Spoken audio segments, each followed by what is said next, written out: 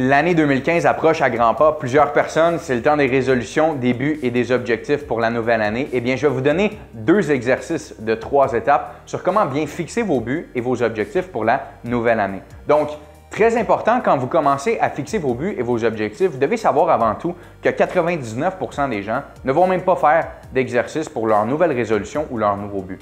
En faisant l'exercice, je veux dire, vous allez vous séparer de la masse déjà complètement.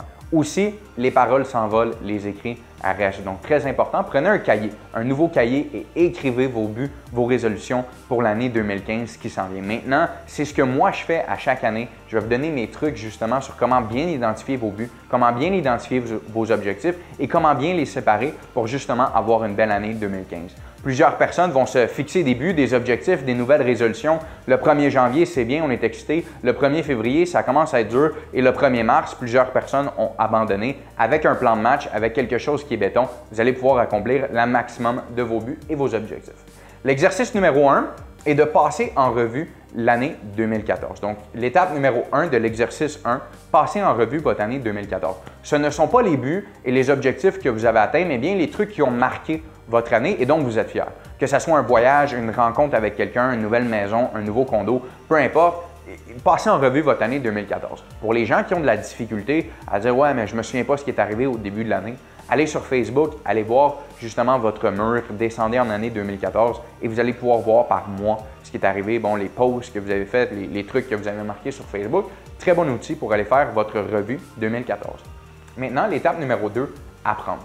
Et je pense que c'est crucial justement dans votre exercice d'apprendre et grandir sur ce que vous n'avez pas accompli en 2014, mais les leçons qui sont à tirer pour 2014. Que ça soit, exemple, j'ai pas eu le temps d'accomplir ça, ou je veux améliorer ma santé, ou je veux améliorer ma gestion de temps. Quels sont les trucs dont vous devez apprendre et grandir pour l'année 2015 qui s'en vient, mais dont vous avez appris en 2014?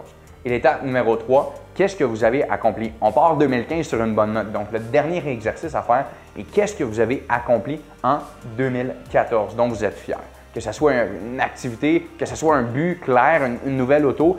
Vous devez être fier de quelques trucs, c'est sûr et certain. Et souvent, les gens vont reprendre leur cahier de l'année dernière pour voir qu'est-ce qu'ils ont accompli durant cette année-là. Maintenant, votre revue est faite, vous avez appris et grandi et vous avez accompli des trucs. C'est le temps de commencer à nouveau avec la nouvelle année. L'étape numéro 2, l'exercice, numéro 2, l'étape numéro 1 est moi ce que j'appelle un goal storm. Un goal storm est simple et de faire un pêle-mêle de tous les buts et les objectifs que vous avez dans votre vie et pas juste pour 2015. Qu'est-ce que vous désirez atteindre dans votre vie? Et c'est un exercice qui ne dure pas 5 minutes, c'est un exercice qui peut durer des heures. Qu'est-ce que vous désirez atteindre dans votre vie? Et ce n'est pas obligé d'être des buts et des objectifs pour l'année qui s'en vient. Vous allez voir plus tard dans les exercices ce qu'on va faire avec ces buts-là. Donc, très important que vous voulez marcher sur la ligne, vous voulez donner 1 million à une charité, peu importe ce que vous désirez, vous devez l'écrire pour pouvoir justement le voir dans le futur. Et encore une fois, ce n'est peut-être pas des trucs que vous allez accomplir justement dans la prochaine année. Oui, aussi, ajouter, ce n'est pas des trucs juste de fantaisie ou peu importe, marquez ce que vous désirez faire pour la prochaine année 2015. L'étape numéro 2 maintenant, et de diviser justement ces buts-là en catégories. Donc, prenez des pages, faites-vous des catégories sur les pages et tous les buts et les objectifs que vous avez fixés dans votre vie. Qu'est-ce qui est réalisable pour 2015? Qu'est-ce que vous êtes capable de réaliser pour 2015? Et vous devez les mettre en catégories. Pourquoi? Parce que vous allez pouvoir vous situer et dire, écoute, ça c'est une des sphères de ma vie que je décide d'améliorer. Voyez ça un peu comme une tarte et chaque portion dans le fond de la tarte est une sphère de votre vie que vous désirez améliorer ou représente une catégorie dont vous avez des buts et des objectifs. Très important, quand vous divisez, les placer à la bonne place. Je vous donne des exemples de catégories, que ce soit développement personnel, que ce soit matériel, immobilier, travail, relations, amis, entraînement, santé, sommeil. Peu importe c'est quoi, vous devez faire une catégorie et placer et identifier ce que vous êtes capable d'accomplir pour 2015. Si c'est marcher sur la Lune et c'est, exemple, un objectif personnel, vous mettez dans la catégorie personnelle, peut-être que ça ne va pas arriver en 2015. Je vous le souhaite que ça arrive en 2015, mais il y a des fortes chances que non. La dernière chose à faire est le top 10.